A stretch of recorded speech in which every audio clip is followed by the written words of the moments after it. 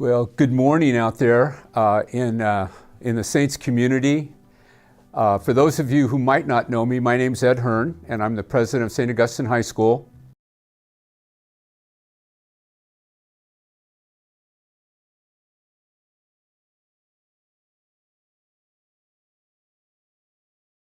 We essentially have students all over the county today in 25 different locations doing service. It's pretty amazing when you think 700 boys out in the community, giving back to the community for all the good things that have happened to St. Augustine High School over the many years that we've been here. And you probably saw the logo when we got going, and of course this is our 100th year anniversary. 1 century of serving San Diego, and we're really proud of that and humbled by it at the same time. So many people have been so generous through the years to St. Augustine High School. So we'll get back to the different sites. There's 25 of them. We'll get back to that in a little bit because they're going to be checking in with us every once in a while. So we'll get some fresh videos of kids doing service and being interviewed. So we want to keep that kind of connected with what we're doing today. But today is Giving Tuesday, and it was started about 10 years ago by an author by the name of Harry Timms, who was kind of, the day after Thanksgiving, incredible buying going on in the United States and around the world. And then, so we have this Black Friday, and then that moves to over the weekend. It just kind of continues. And then all of a sudden it's Cyber Monday, where online shopping is the big thing. You may have seen in the UT today the amount of money that people in the United States actually spent in a 4-day period, which was essentially over $40 billion in different consumer items that I think Mr. Timms was trying to get some balance back in our society about the other side of buying, which is giving. And the UT also featured, if you didn't see it today, 4 pages on Giving Tuesday. All the various nonprofits out there that essentially are looking for help. And of course, nonprofits are the organizations that are really community-based and really trying to do good things for society. And St. Augustine High School is one of those. So about 4 years ago, we decided to kick off kind of our Christmas giving with Giving Tuesday. And our Christmas giving was essentially before was a letter that the Saints community received with an envelope, and we ask you to give. We didn't stop that. That's still going to be in place. And you're going to be receiving a wonderful letter from David Canedo, the former chair of the board, chair last year, who wrote a wonderful letter for the annual report that you'll be receiving shortly. So that is kind of the way that rolled out for years and years and years. So what we've done is we've added kind of a big day to kind of just focus on us. But before we do that, I wanted to read just a few things. So excuse me, I'm going to go into the UT here and just give you kind of an idea of what Timms was talking about. So in the business section today, it reads, days after flocking to stores on Black Friday, consumers turned online for Cyber Monday to score more discounts on gifts and other items that have ballooned in price because of high inflation.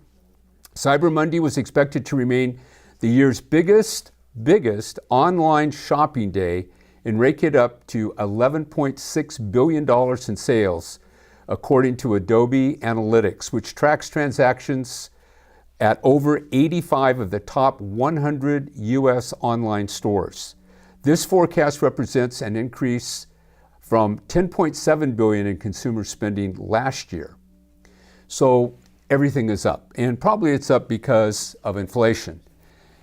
So if we could come back to St. Augustine High School, and I want to make the case this morning, and I will be continuing to make the case for St. Augustine High School, a school that I love and I know you love. And you love it because of the young men that we graduate each year out in the community that makes a huge difference in our society. Just 2 days ago, a friend of mine and a former mom, Jen Brown, wrote me an email about an experience she had last Friday. She was at Neiman Marcus, and it reads, and pay attention because this is why St. Augustine High School is so important. This is why.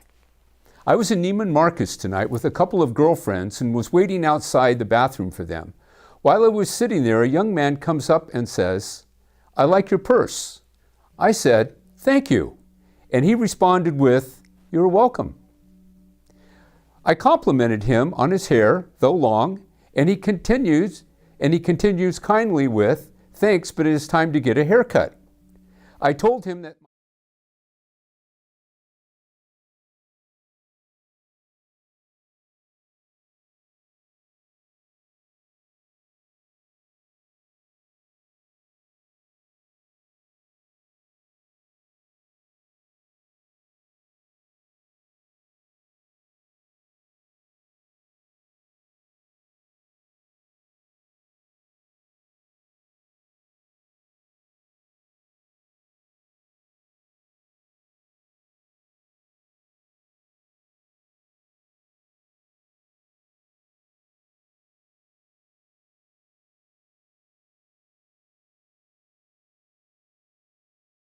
in high school with some shining moments during the season.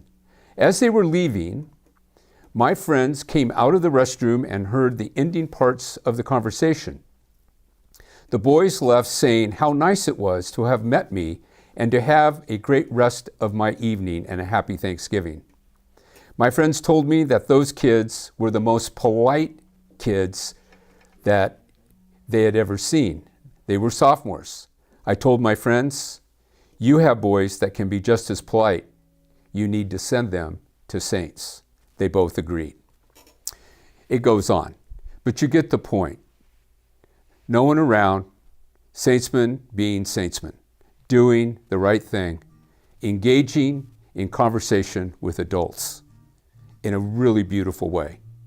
So thanks, Jen Brown, for sending that to me. It was just really a wonderful anecdote that really says a lot about who we are. So, as president, I raise money. It's one of my primary jobs, and for the last 16 and a half years, that has been my primary focus. And I want to just tell a few little stories about when I arrived and what Saints has developed into. I remember driving up for my interview, and I was driving south on 32nd Street when I came upon, just past Palm Street, and I came upon what looked like a gymnasium, an old asphalt court with basketball hoops on it, and then two buildings that I didn't know the names of, but later found out they were Sheehan and Sullivan Hall. And then some portables that were kind of stationed around. And it kind of took my breath away because of my prior experience at two other schools in which circumstances were very similar. And I thought, wow, here we go again. I was a little nervous about actually taking the president's position after it was offered to me, only because I knew what my task would be. But was I ever surprised? With the generosity of the community, as we got started on various fundraising drives, we were able to raise enough money, borrow enough money to rebuild the entire campus in about, from the beginning to the end, about 17, 18 years. It was the experience of a lifetime. I'll never forget the feelings that I've had as a result of seeing the campus in such a lovely state as it is today. But what is also gratifying is this. As we've gone through time, there have been fewer and fewer Augustinians who have been shepherding the school. And at the same time, the school has remained Augustinian. Augustinian in practice, Augustinian in mindset, Augustinian in the way we see community and faith. It has remained intact. And as a result of that, people coming on the campus realized right away, this is a Catholic school in capital letters. And our boys thrive. What has happened really since the John Sanders years, 1988 to the year 2000, has been a steady climb, both in thinking about the school and also with the academic, spiritual, athletic programs have all been ratcheted up and all flourish for the benefit of these boys. As part of my duties, I call each of the freshman families each year and ask them to consider a gift, a pledge, in addition to their tuition. And you might think, wow, that seems pretty heady because the tuition is pretty high. And it is high. But this is the deal. The parents that can make a pledge do, and many do, even though 50% of our boys are on financial assistance. The school gives out about $4 million a year in financial grants and aid. Also, a commitment to all the boys in San Diego. So it is our contention and our desire, strong desire, that any boy who wants to be a saintsman and has the ability to do the work that is required at the school, regardless of family income, we want them to be a member of this student body. That's our heart's desire. That is the Augustinian mission. That is why we're here, to build a greater and better community here at Saints that will eventually and does benefit all of San Diego. Because as you can only imagine, with 170 graduates every year dispersing to all these colleges now around the world, you can find a saintsman virtually in every nook and cranny of at least the United States for sure, and in Mexico. So, we have this endowment. The endowment was started in 1997 by Father John Sanders, and for the corpus, or the body of the money they raised for that day, was $750,000, which was a heady amount in 1997. It was also in our 75th anniversary of our school's founding. So it kind of worked out very nicely. We got the endowment started. And the endowment is a really important legal entity for our school. It is a restricted account, which means that the money that is in the endowment can only go into the endowment and can't come out. The corpus never comes out. The only thing that comes out is the investment residual. So, in 2018, we finished pretty much all the major phases of the master plan, and we had about $4 million. So during that time, from 1997 to 2018, the endowment had grown to $4 million. And in the next 4 years, we have taken it to about $11.4 million. So what does that mean? To have an endowment of 11.43, market's been bad to us right now, so it was a little higher, but it is seems to be leveling off a little bit. What it means is this: every year in perpetuity, right now with the money that we have in the endowment fund that can't be taken out, $600,000 of income flows into financial assistance. Now we have a huge goal. By 2038, we want that fund to be $40 million, which will mean $2 million will be flowing into financial assistance. So half of what we're doing right now of financial aid would be coming directly from the endowment. And that is what we're raising money today for. So let's think of, it's always a kid, right? It's always a person that benefits. So in our thinking, we thought, today, let's see if we can raise $100,000. That would be 4 tuitions, or 1 student starting his freshman year and graduating his senior year. Now, not every student gets everything.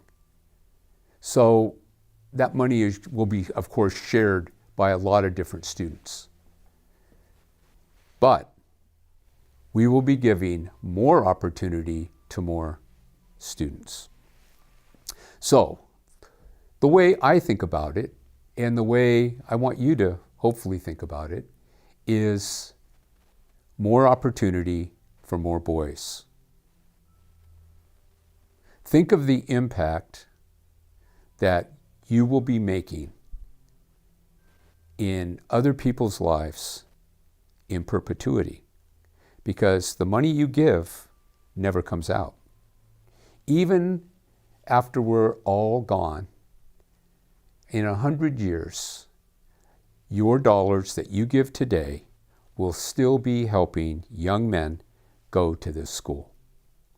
And what we're starting and getting very serious about will begin having very serious consequences on the state of our tuition, which many feel is too high, and it probably is. But that is the costs of doing business today at St. Augustine High School. 50 years ago, it was a lot easier. The Augustinians worked for free. And today we have an almost all lay staff and teacher, faculty, and administration. And it's very important that we ensure that they can feed their families and have a nice, productive life. So that's what we're here to do today. And we're hoping that with all this spending, this consumerism spending, that you'll think just a little bit about the meaning of your own life, the many blessings that have come to you, and think about others. Think about others that have the same dreams, same hopes, but don't have necessarily the amount of money that it takes to go to this school. We want to be a school for all God's children. We do not want to become an elitist school. We want to become a school for everyone. So that's my hope for today, and I hope that you've heard me.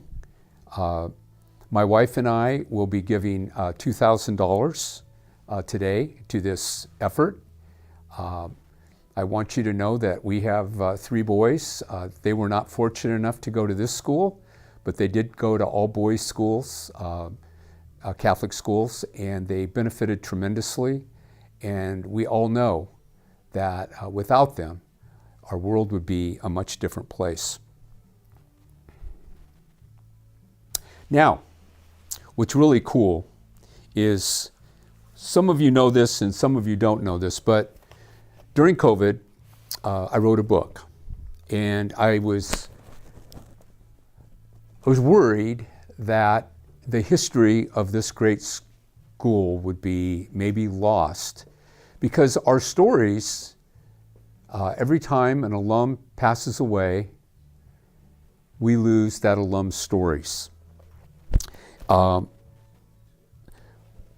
a gift of $100 to the endowment fund, just today only, and this offer will close at 4 o'clock, we'll give you a signed copy of this book, which details precisely what the school has been, what it's gone through, how it's grown, how it's hiccuped, sometimes good things happening, sometimes not so good things happening, but always kind of in an upward movement.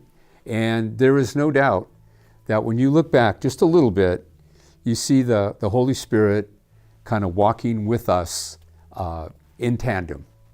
So what I'd like to do is, a couple years ago, so this is a $100 donation or more, don't forget the or more. You'll get a signed copy of the book, The Saintsmen, Educating Boys, Graduating Men Since 1922, A Century of Unity, Truth, and Love. Okay. During COVID, I interviewed Gary Osberg, one of the most electrifying faculty members on this campus, who has done just amazing work with the boys, especially leadership capacity. It was during COVID, so we were wearing masks, but I would like to show you this video, just a short one, and give you kind of an idea of how we think about what we do. So,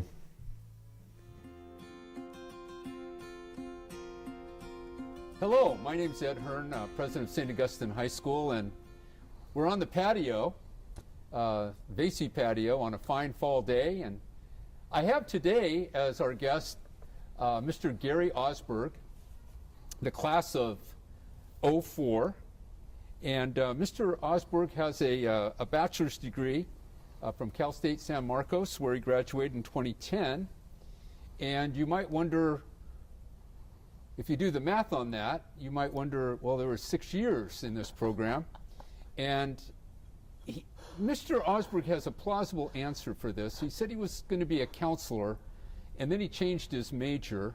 Then he had a funding problem with his parents. So I'm going to give him the benefit of the doubt on this 6-year plan to get his bachelor's degree. Mr. Osberg provides a very important function at the school. He's the doctor of fun. Some call him Dr. Go. He moderates ASB. He moderates the yearbook. Fabulous, by the way. And he also is the moderator of the Loyal Sons. So welcome, Gary, to On the Patio. To get us started, I would like to ask you, well, if you'd like to just counter anything I've just said, feel free to do that. But where did you first hear about St. Augustine High School? All right. Oh, Let's take our mask off. Let's do that. I first heard about Saints. My mom had a friend whose son went to uni back in the day, and at the time I was going to St. Karen's Elementary out in El Cajon off of Grossmont, and so we went to a Holy Bowl. I think that was probably like 96, 97, and that was the first time I really kind of knew about Saints. And then I had a parochial school basketball coach, Mr. Heath, who was good friends with Coach Hopp, and so he encouraged us all to come to the Saints summer camps. And so after that, I think I spent every summer at Saints. I don't know, there probably was uni summer camps. I never went to one, but I came to the Saints football and basketball camps for like 3 or 4 years in a row. And I was still thinking I was going to go to uni. And my best friend in elementary school said he was going to be a Saintsman. And we came to the Saints 8th grade visitation day, and I was just blown away. I had such an awesome time on that visitation day. I didn't even go to the uni one. The uni one was, back in that day, Saints was 1 week and uni was the next week. And I was so sold on Saints after 8th grade visitation, I didn't even go to the uni one. And what was it about that, the 8th grade day that grabbed your attention as a young boy? I think one of the coolest things, I don't remember, of course, as 8th grade, I don't remember who any of the people were, but they had this bench press off with like an O lineman and a D lineman, and the crowd was just amped. And then right after that, a guy came out with a violin, and the crowd was just as amped for him as he was the guys that are doing the sports. And I don't know, just as 8th grade, that's the only thing I remember. I'm sure there might have been something else. I might have got a free shirt. That could have really pumped me up as an 8th grader, I remember. But right. I do remember the guy with the violin, and I was like, I want to go to a place where they cheer just as loud for the violin guy as they cheer for people bench pressing. And yeah, I was sold. So do you play the violin? I do not. Oh, I have no musical talent at all. Not at all. Yeah. Well, I think your empathy for the violinist is exceptional. Well, so you come to Saints, and now you have this experience. We call it the Saints experience. Very unique experience. What would you say were the hallmark of your Saints experience? Well, so I was really into sports. I wasn't very good. I was the same height in 8th grade as I am now, and my grandfather was 6'3", so I thought I was going to keep growing. That did not happen. And so I came to Saints and played some football. I was okay. I was, always like second string or whatever, but just enjoyed hitting people. And then I wrestled, really enjoyed wrestling. And the violence, I think, was really good. I was a young kid. I really wasn't very outspoken. I was a solid student. I really enjoyed the chapel. That was actually one of my favorite places. There's 2 places I like to have lunch. Miss Eagleton, she had a computer pod, and so I could get ahead on my homework there, or I'd go into the chapel and pray. As an 8th grader, when I first came to Saints, I also was thinking about becoming a priest. That didn't last long, but that was something, and so prayer was always very powerful in my life. And so the chapel's always been a special place for me. It has, you've been in there, it's cozy, and like it feels, there's a warmth to it that I think is representative of our school. Mm-hmm. And you kind of feel like you're traveling into the past, right? That's something that's been here for almost 100 years now. Mm-hmm. And you can still walk in there and pray just like the Augustinians have since they first built it back in the 20s. This patio has been here since the first days of the school. Yeah. And what's the feeling when you walk in here and you're in this space? What kind of feelings do you feel? And this is one of my favorite places on campus. I've seen weddings here. I've seen funerals here. I've seen celebrations of student accomplishments. As yearbook coordinator, we take a lot of the team photos here. Mm-hmm. There's something special about this architecture, and I love the new buildings. As we kind of talked about, like seeing the new buildings is really cool, but there's something about this particular patio and the way the breeze comes through in the afternoon, and mm-hmm. it has a peacefulness and a welcome that I think is palpable. When you graduated from San Marcos, you found your way back to St. Augustine High School. Yeah. I'm wondering why did you travel back to Saints? What was the pull for you? So, as you point out, I took a little longer than 4 years, and actually, just want to make it clear, my parents have helped me all along the way, and they helped me pay for college. I made personal choices to where I changed majors with 3 classes left to graduate, and that's what led me to go longer. And I think my parents were like, we've paid for Saints, we paid for San Marcos. You can kind of finish this out. And so it took me a little longer, and I was working for the government for the U.S. Geological Survey, and my employer, his uncle was associated with Saints, was Father Gary Sanders. And one day Father Gary came and met him for lunch, and I was like, hey, I'm a Saintsman. He's like, oh yeah? He's like, do you miss it? And I was like, I miss it every day. He's like, well, what are you doing here? And I was like, well, I work here part-time, and I'm finishing up my school, and I'm hoping to become a teacher. And he's like, you should give them a call. And I was like, just call them? And he's like, yeah, just call them. See if there's something there for you. Mm-hmm. And I called up Tom Kudal. It was August. And they're like, hey, you can sub. And so I started subbing and started as an assistant coach of the wrestling team, and was just hoping something would work out. And it did. During those days, I actually saw you on campus one day, and I didn't know who you were, and so I introduced myself. And you said to me, well, I've already made a decision. And I said, well, what's that? And you said, well, I've already made the decision. I'm going to work at St. Augustine High School. And I'm just waiting for St. Augustine High School to hire me. And I said, that's a great answer. So you've really been a blessing to the school, Gary. And, thanks, Ed. It's really friendship and just your professionalism and the whole deal. But I'd like to kind of aspirationally ask you, where do you see the school in 20 years? I mean, if you'd asked me in 2000 where I'd see the school in 20 years, I don't know if I would say I'd be sitting here and we'd have one of the finest gyms in San Diego and a state-of-the-art theater and no more modular classrooms. So we'd have, Villanova and Mendel. So, I mean, the school's teaching here makes me a little jealous for my younger self, because what we offer is so much more than what we offered when I went through here, like intercession stuff. So 20 years from now, I don't know if I could possibly try to contain what those possibilities are. I mean, my big hope is that if I was, I have a lot of friends that are starting young families, and I always hope that Saints will be a place that all families can attend. Mm-hmm. And I think that's my biggest hope for the school 20 years from now, is that we'll be able to meet some of the financial needs of all our families.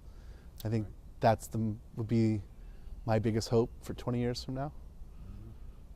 Well, I agree with that hope. I think that is a wonderful aspiration for the school, because tuition is high, and we need to mitigate that the best we can. Yeah. And so all families can bring their sons here. Yeah. Well, thank you, Gary. Wonderful reflective thoughts, and I appreciate you being here today. And I would like to sign off today. Be safe out there, be healthy, and we'll see you next time.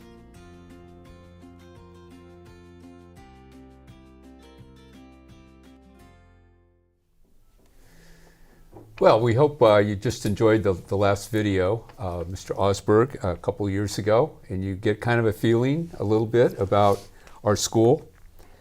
Our next kind of move is to Rob Leach, class of 1980, a Saintsman, and I think we're putting up on the screen right now, or we're attempting to. You might see it a little later, a photograph of Rob when he was a student here at St. Augustine High School. Same guy. Same guy. Unbelievable, but it's true. Same guy.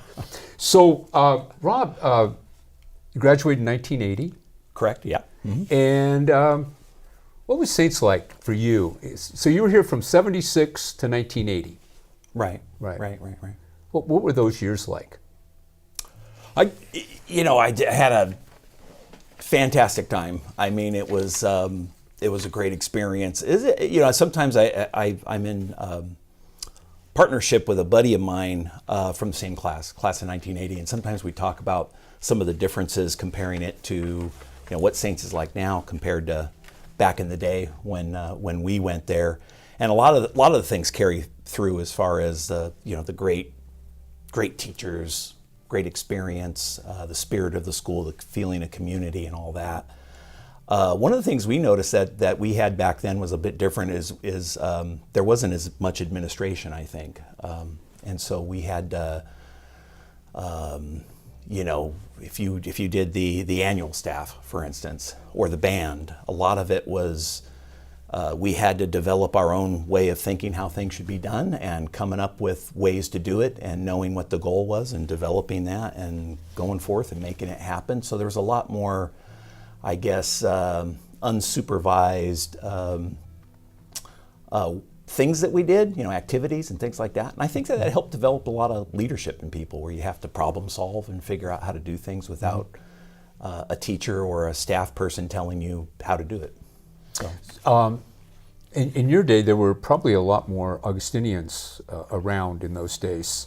There were. What was that like? Did you have any Augustinians as teachers? Oh, definitely.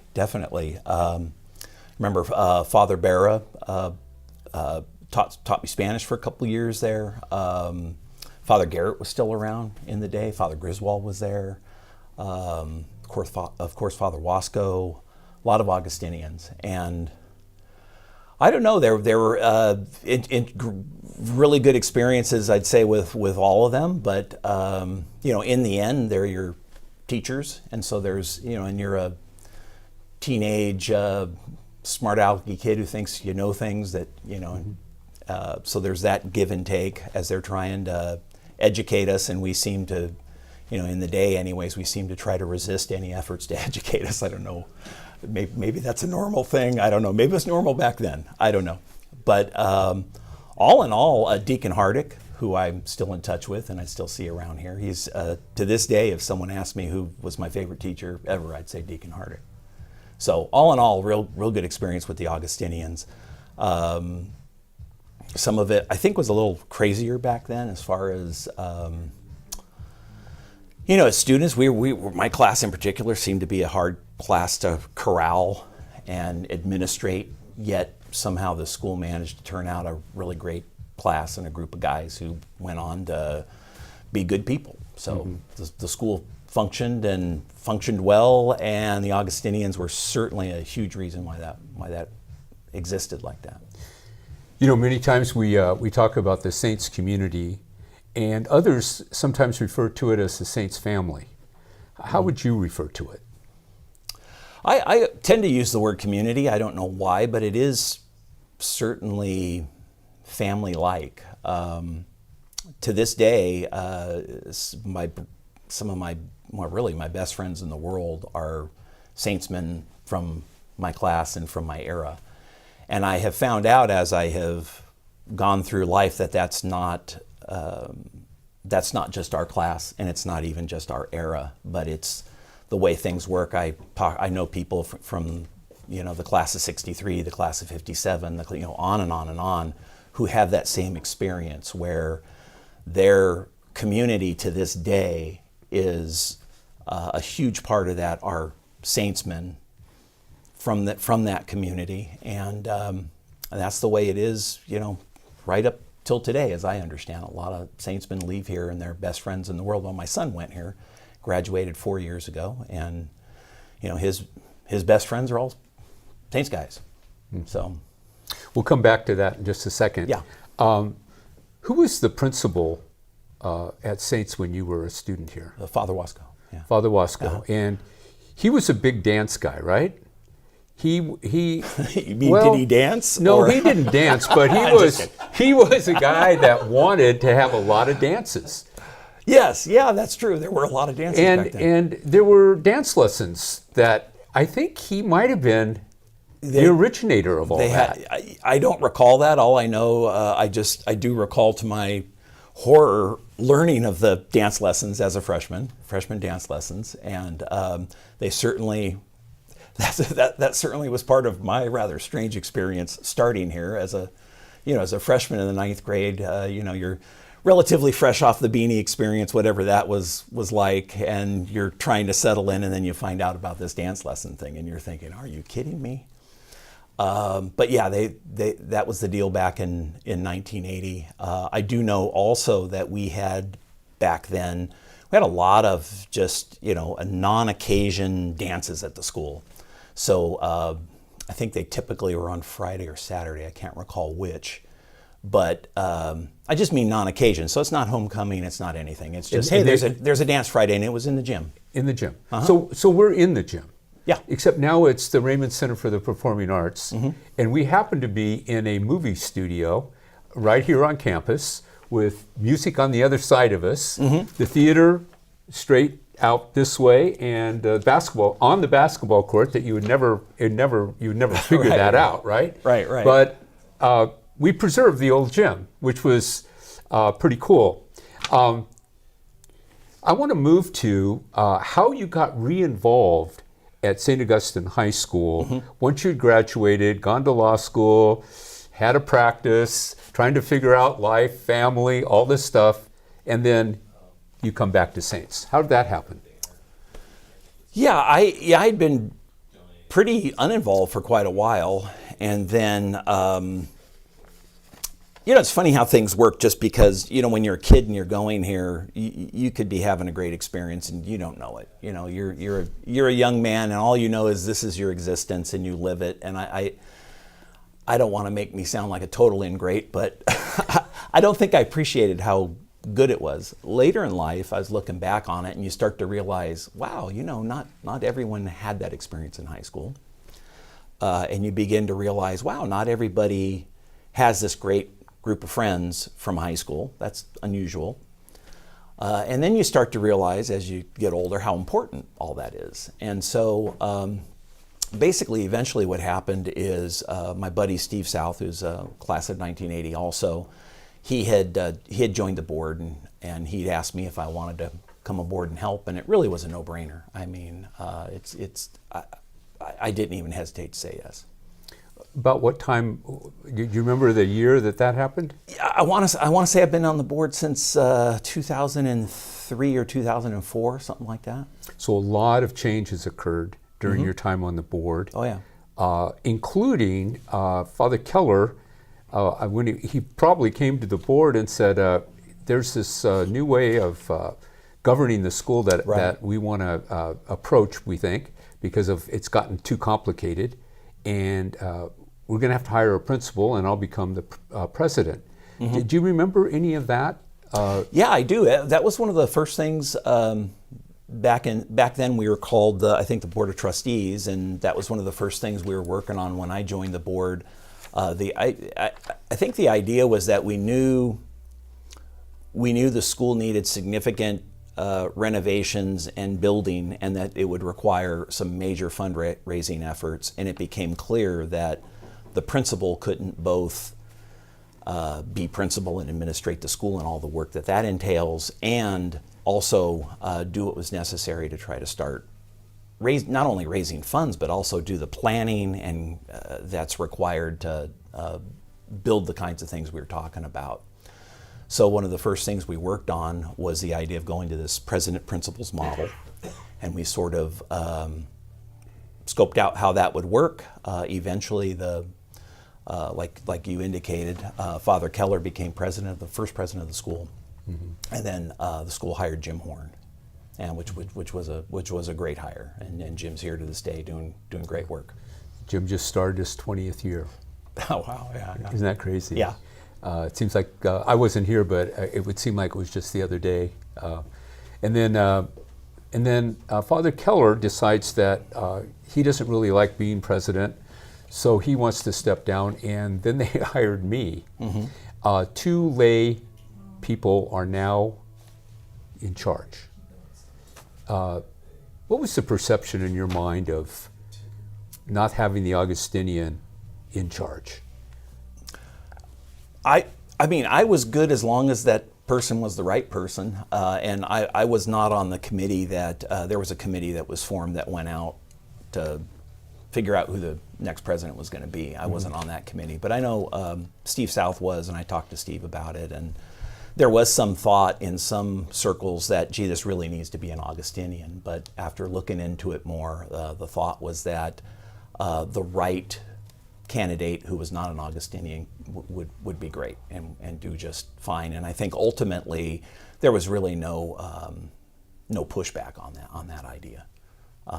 And that's when we went out and corralled you, and What was your- I think people were very happy with the hire. And then certainly in hindsight, it was a great hire.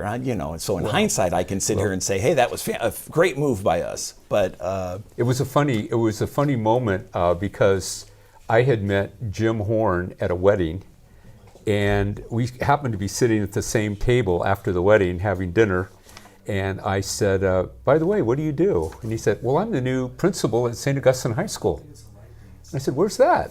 And he said, San Diego. And at the time, I was the principal at Brophy College Preparatory in Phoenix, a Jesuit school. And we exchanged business cards. And a couple years later, he called me and said, I don't know if we're going to find an Augustinian, Ed, and I've been thinking about you. What do you think? And I thought, well, I think enough to go talk to him and see what's going on. And of course, I fell in love right away. During the actual interview, I did. So yeah, it's been a good time. It's always a little different, when a school in its first 80 years is run by an Augustinian, and all of a sudden that changes.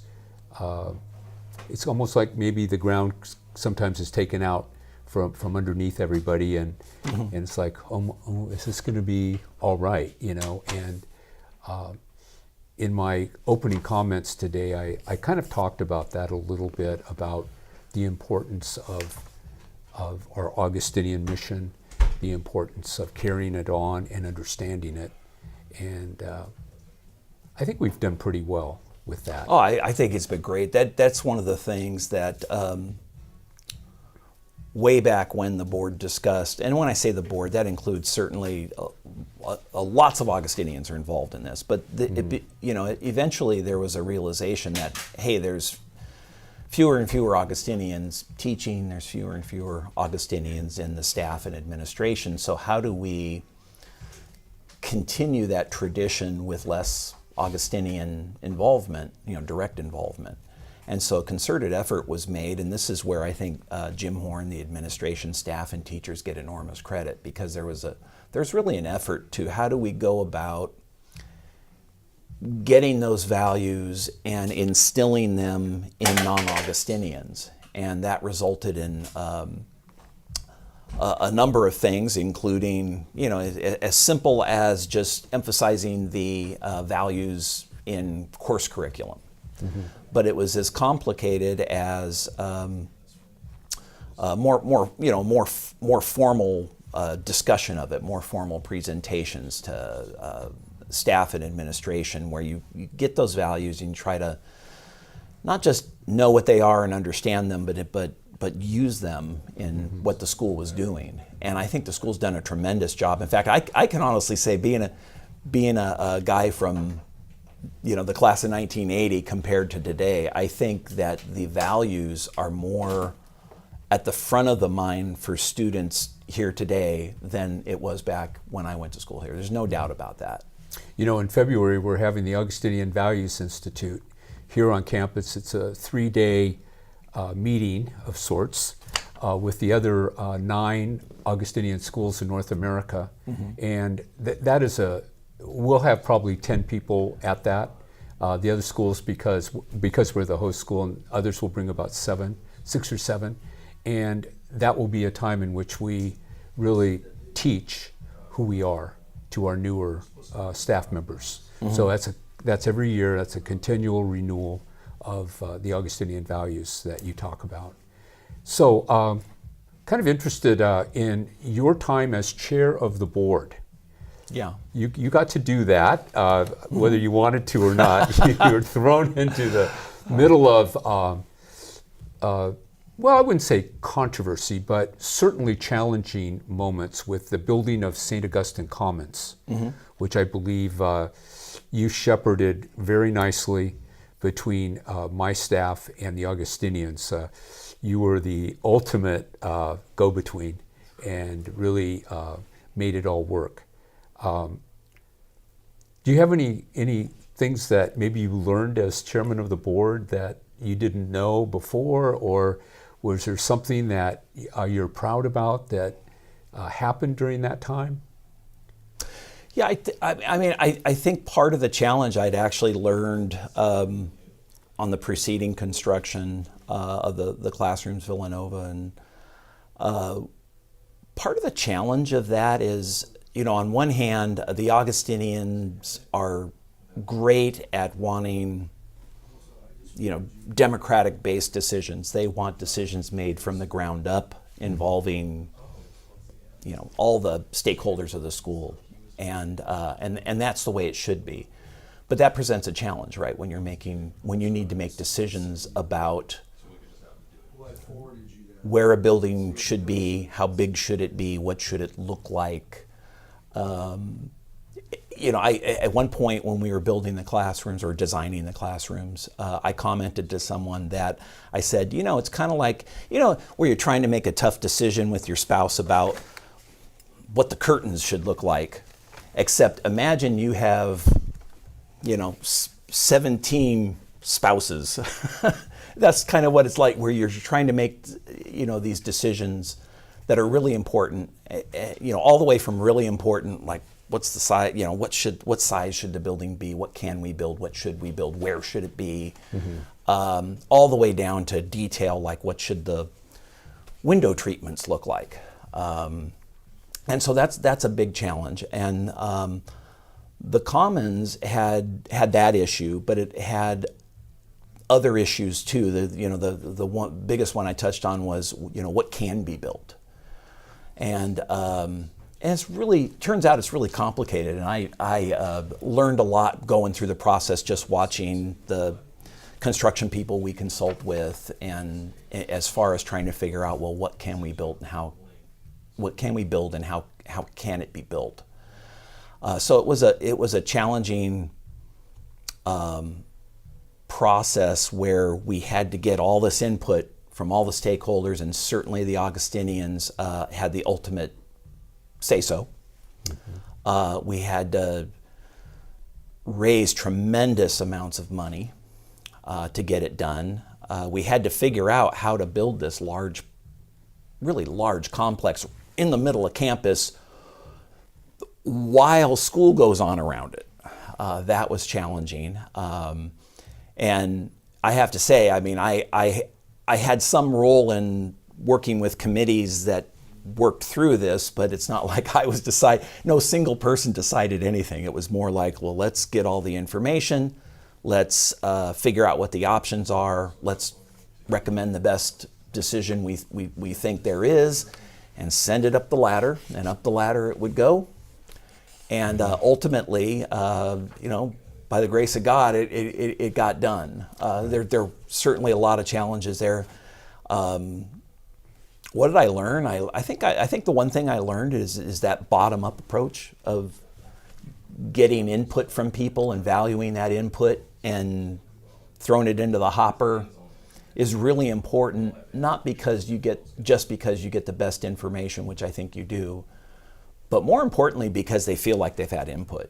Mm-hmm. And I think that feeling that, hey, I had some input here, whether my input ended up resulting in what happened or not, doesn't matter. I had input, I feel good about it, and therefore I can get behind the project. And we had a ton of that. Mm-hmm. Mm-hmm. So you mentioned Ben. Mm-hmm. Ben's at Notre Dame, mm-hmm. In the band. He is, yeah. And what would you say when you talk to Ben about his Saints experience? What would he say about his preparation for that experience, the Notre Dame experience? And by the way, what's he majoring in? He's majoring in mechanical engineering. He graduates in May. So it went like that. It went so fast.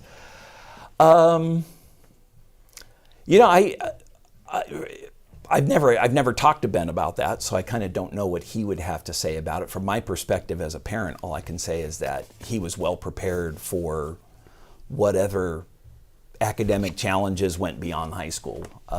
He could write really well. He was good at the things he needed to be good at for engineering purposes, really had a great math background, physics background, got a great education here. He was certainly prepared to take on whatever college challenges that he was going to encounter. And Notre Dame it's a challenging academic thing they do there. I think most importantly, just again as a parent, one thing that Saints helped Ben with that mattered is it just made him ready to take on some of the social issues. Think about it, when a kid goes off to college, they get totally transplanted, right? They leave their home, they go to this place where they're surrounded by a whole bunch of people they don't know. That's a challenge, and for and I think Ben had that feeling of, he had friends coming out of here. He knew that, he knew how socially what to expect. And you mentioned the band. The band, both here and at Notre Dame, one of the good things of the band is you get this smaller subset of people trying to accomplish something, trying to put on some music program or something like Right. that. And so he got to Notre Dame in great shape. He's done well. He adjusted real quickly. He's done well, and he's happy. That's great. Yeah. So it's well known in North Park that you are the football coach at St. Patrick's. It's well known. Okay. It's well known. Most people, this will be old news to you. But I'm glad to hear that. This is Coach Leach. I want everyone to know his most important position is coach of the St. Pat's football team. Right. And I think your home field is right here, isn't it? It is, and we are very happy to have the use of Saints Field the last couple of years. And let me tell you how much easier it is to coach 7th and 8th graders when there are lines on your field.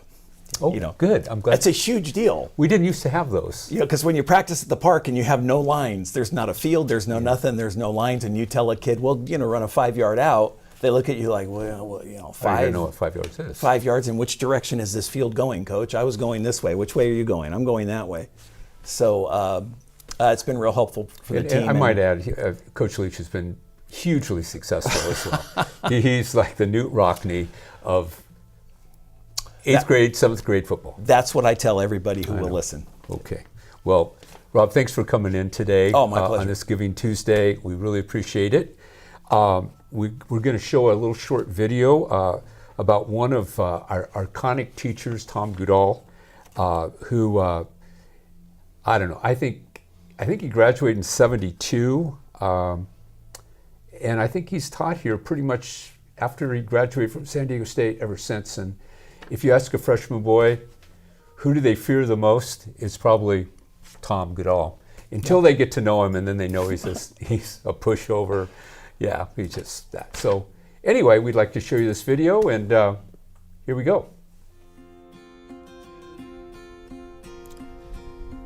Hello, my name is Ed Hearn, president of St. Augustine High School, and today we're on the patio with our guest, Mr. Tom Goodall, who has really been a fixture here at the school for a number of years. I believe Tom has been with us. This is his 42nd year. Tom is married 39 years to his wife, Lucinda. His son, Nick, graduate of Saints 07, and his daughter, Rebecca, who's a graduate of OLP. Tom is a graduate of the Saints class 1972.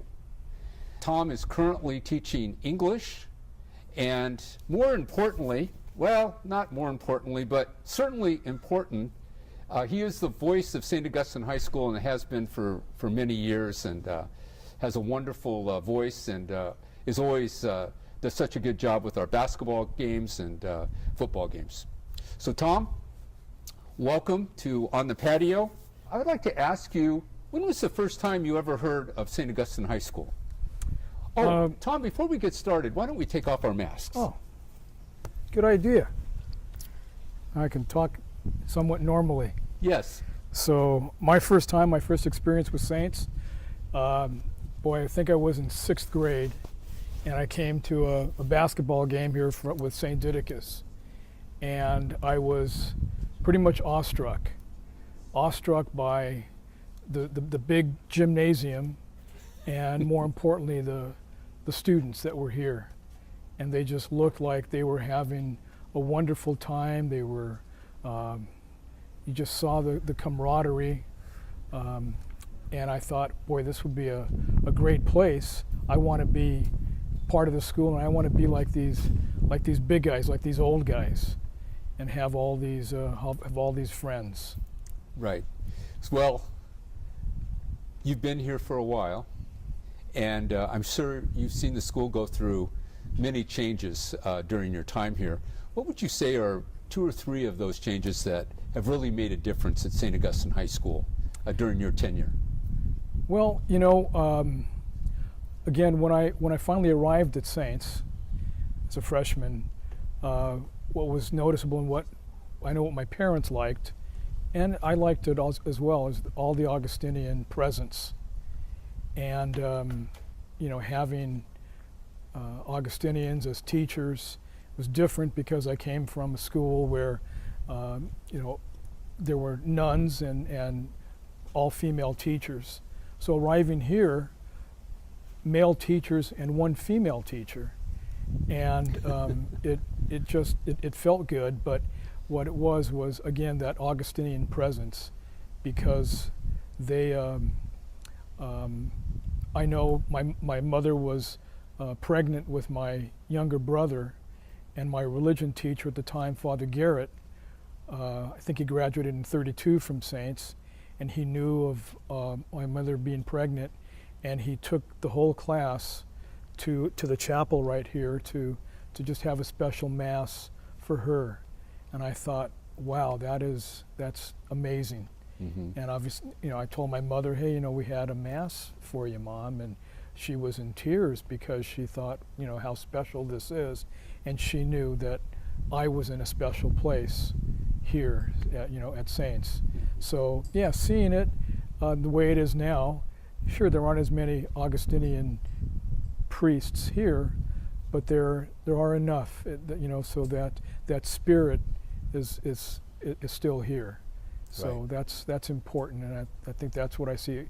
Would I like to see more priests here? Sure, we all would, but right. You know, we know the situation.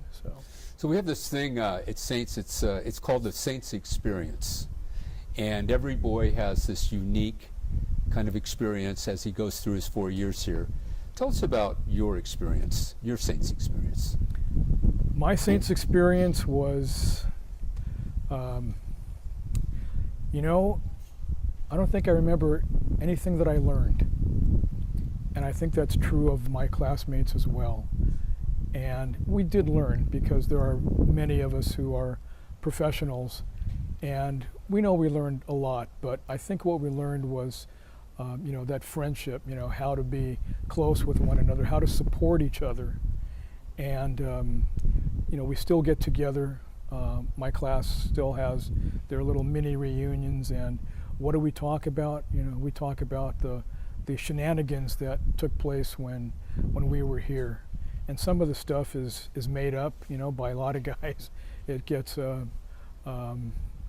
somebody's always embellishing a story. But one of the things I remember most kind of reminds me of what's going on right now, reminds me of what it was we went through when I was a student here, because there were a lot of students, and the classrooms, there weren't that many of them, so we had to go on what was called a modular schedule.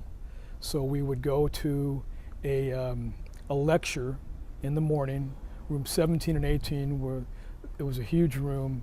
So we would listen to a lecture like from 8 o'clock to 9 o'clock.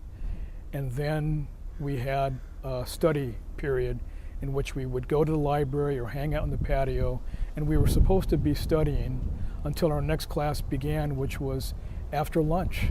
So we would have, you know, maybe 3 hours, and we thought we were okay by just naturally, you know, staying out here and studying. But a couple of guys said, hey, you know, nobody's watching us, let's go to the beach. And so sure enough, you know, it got to the point where the modular system, we were all good. We went to the beach, we would climb in a guy's truck or an El Camino or a Volkswagen Bug, and you'd see, 10 guys driving down Pershing, sitting in the back of a truck, and we'd go to Marine Street and have the greatest time over there, and naturally we'd come back in time for our next class. And but we were good.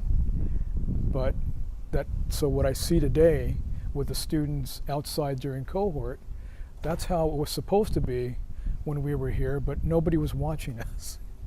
But we were good enough to know that we still have to do the right thing. Mm-hmm. But let's go to the beach too. Mm-hmm. And that's where we developed, these close bonds, because we just had we had a blast. So here we are, it's 2020. We're in the middle of this COVID-19 pandemic. We are operating the school in person 4 days a week, online 1 day a week. And you've been here long enough, Tom, to kind of see the trend of how it's all going. Where do you see Saints in, let's say, 20 years? What does Saints look like in 20 years? Well, so many people are getting accustomed to online learning.